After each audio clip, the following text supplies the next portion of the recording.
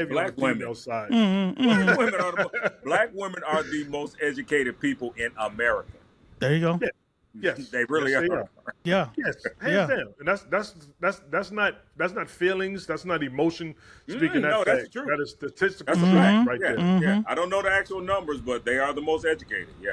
Yeah. Yeah. You definitely know it's gonna be women because I don't mean to be I don't want to be a downer, but it's a part of that culture though, right? The anti-intellectualism is a part of the culture, right? It's like you know, like you said, like big words and stuff like that. Like there's people out there who get mad at you for speaking big words, you know what I mean? Or like they'll call you all kinds of names because you speak, properly or this or that or whatever. And it's like okay. And you know what's funny? That's a product of access. Right. And then it goes back to that survival, right? We were talking about before, where it's like, all right, I don't have access. So I'm gonna own that. You know what it reminds me of? Right. It reminds me of the Army. The Army, Yeah. they treat their people like shit. Yes. Like you shit. witnessed it.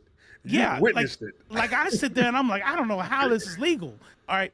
I remember I was in Korea and I had my cold weather gear and it was like 30 degrees outside or something like that. And I got clowned because their first sergeant said they couldn't wear their cold weather gear. I'm like, dumbest shit ever. Okay.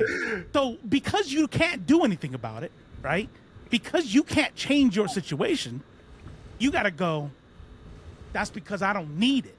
I don't want it. You know what I mean? Yeah. And we do that as a survival mechanism. You got to buy in. They won't let me into college. They don't give me access to college. You know what? I don't need it. And then it's like becomes that anti-intellectual, and then it becomes a part of the culture, which doesn't that hyper machismo type shit is usually not is not pressed on women. Then women get to go off, but men get trapped into the culture. Oh, the male bravado. The toxic side of culture. Well, that's culture's a good thing. Yeah. The male bravado can be a dangerous thing. It can be real dangerous. And like you said, we buy into it after a while. I always say, all these people out here doing all this crazy shit in the culture, and they do it because they get rewarded for it. You know what I'm saying? So now they wear the ignorance as a badge of honor. That's right. I hate that. Right.